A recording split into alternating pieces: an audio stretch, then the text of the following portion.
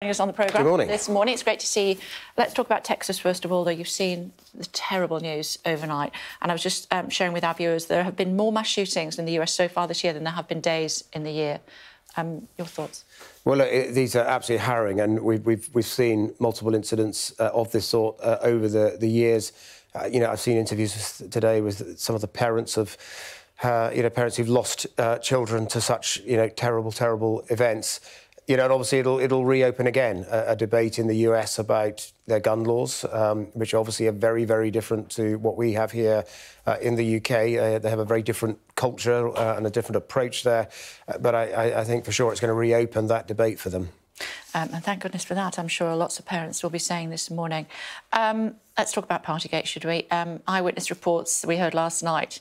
Is it worse than you thought?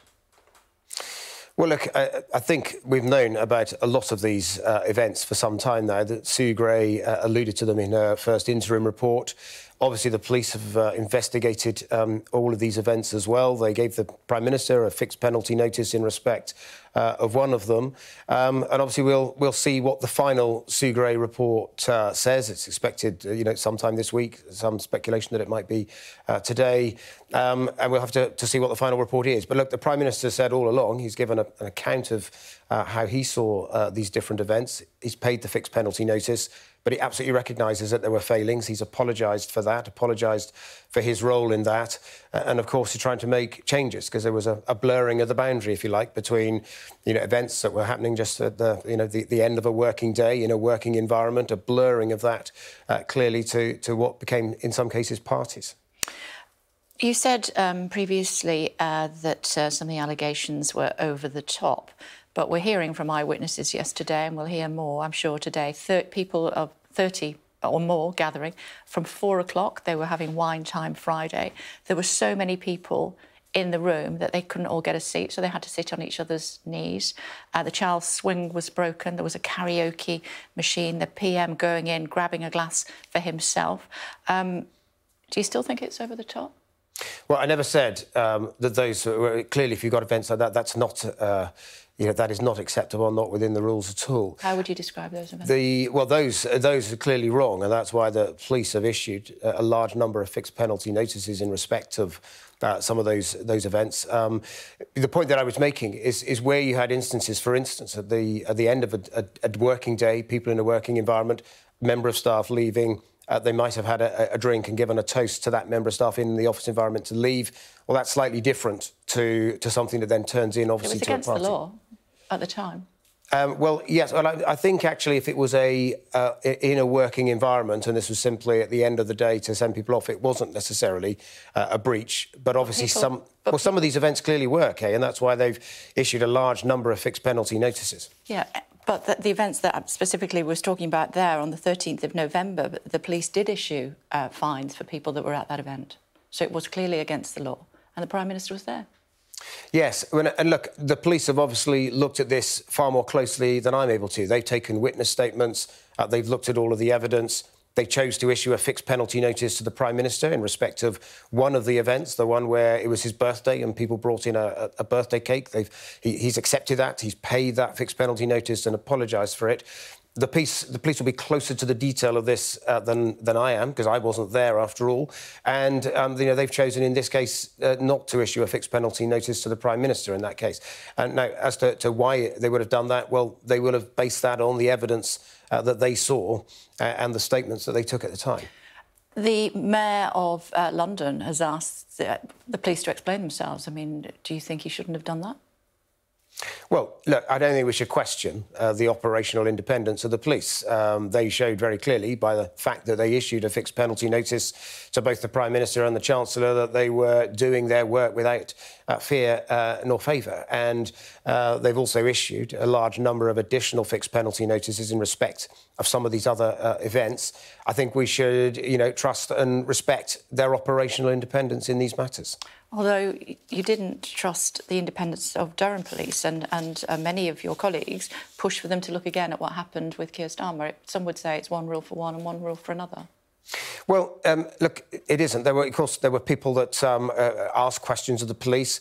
There were police, the Metropolitan Police, initially felt that it probably wasn't worth going back to events that had happened previously. They were put under pressure. They decided, therefore, to look at that. I think people accept that when you're talking about, politicians, people in politics, people in public life, sometimes the police will judge that the public interest test is such that they should look at things in a way that perhaps they wouldn't in other circumstances. And they've done that in the case of all of those events in Downing Street, a very thorough examination of that. And, of course, Durham Police, are looking again now at that issue surrounding Keir Starmer. But the Prime Minister was presiding over a culture of where 126 fines have been issued for breaking the law when the rest of the country was in lockdown. People were sleeping at their desks because they were so drunk they couldn't go home. The child's swing was broken, karaoke machines, as I've said. We saw the Prime Minister where there were 6 bottles of booze and a bottle of gin on the table. He was presiding over all of this. Shouldn't he accept responsibility? Well, look, I think he has, and he's demonstrated that by the statement that he gave to Parliament when Sue Gray published her initial findings. She highlighted the fact that there was a culture of drinking and a culture that enabled the blurring of the boundary between what was, an acceptable thing at the end of a working day with people working in an office together during difficult times, and what was then becoming, an event and a party. She said that there were failings. She highlighted that in her interim report. I suspect that a final report will build on that and be quite critical in some of those regards. She said there were management failings at many different levels. She's already made that clear, and she's made recommendations on how the operation at Number 10 should be changed. And the Prime Minister's already been clear that he will implement all of those. Some people so drunk that they had to sleep on a sofa at Downing Street, while some members of the public couldn't go to the funerals of their loved ones. The optics of that, surely the Prime Minister should think, I presided over that, I was responsible for what happens in Downing Street. How can he possibly stay in post? Well, look, it's not just the optics. It's understandable that people will feel anger because there were instances, yes, where people, couldn't attend funerals of close friends, that couldn't visit loved ones. And, of course, we absolutely recognise that. The Prime Minister recognises that. That's why he has apologised for the failings of Number 10 and for his own part in that. He's come to the dispatch box several times in Parliament, to apologise for that. He's paid that fixed penalty notice. He absolutely acknowledges just how angry people will feel and completely gets that and has apologised for that. But he still will stay in post, even though he misled Parliament? Well, I don't think it's right to make that assertion. Obviously, there is a Standards and Privileges Committee that is looking at that particular allegation. What if they decide he misled? Ministers and politicians are not supposed to knowingly mislead Parliament. Indeed. But the Prime Minister himself has also given a very clear account of his own understanding of all of those events that he attended, that he didn't regard them as parties, that he didn't regard them as breaking the rules. He's explained that was his understanding. And obviously, where the police have said that there were particular failings on his part, in respect for the birthday party where the cake was brought in, well, then, he's acknowledged that and he's paid that fixed penalty notice. But if the committee finds otherwise, that he did, in fact, mislead Parliament, then he must go, surely? Well, look, let's let the committee do its work. I don't want to get into hypotheticals here. There are lots of parliamentary processes of this sort. He said, fine, let the committee investigate this, look at it. But obviously, they're going to want to take evidence from him. They're going to want to talk to him, and we should let that process run its course and not get ahead of ourselves. We could talk about that all day, but of course there's another couple of things that I want to ask you about, not least the rail strike, Rail and Maritime Union voting to go on a national strike. You could, I think I'm right in saying, consider legislation to ensure minimum staffing levels in the event of a strike. That was something that was in your manifesto. Is that something that you would implement? Well, look, obviously Grant Shapps is working quite closely at the moment with, the rail unions to try to make sure that they don't go this step. The truth is the pay settlements haven't yet, even been discussed. There are some important reforms and changes that are going to need to be made on things like ticket offices, some of which aren't really used anymore, and they're not. It's not viable to keep them all open. There are digital technologies that we can use to make processes work better to help passengers. Yeah. There are technological things that will improve rail safety. But my question is, would the government consider changing the law to ensure minimum staffing levels, as was suggested in your manifesto? Well, of course, we don't rule any of these things out, but at the moment, what we want to try to do is to work with the unions and to get some constructive engagement here with them. There are some real challenges facing the railways. During the pandemic, huge amounts of public subsidy had to go to keep the rail network running, with passenger numbers down. Passenger numbers, remain down, and that means we are going to have to change the way certain things work and change certain practices. But you're not ruling it out.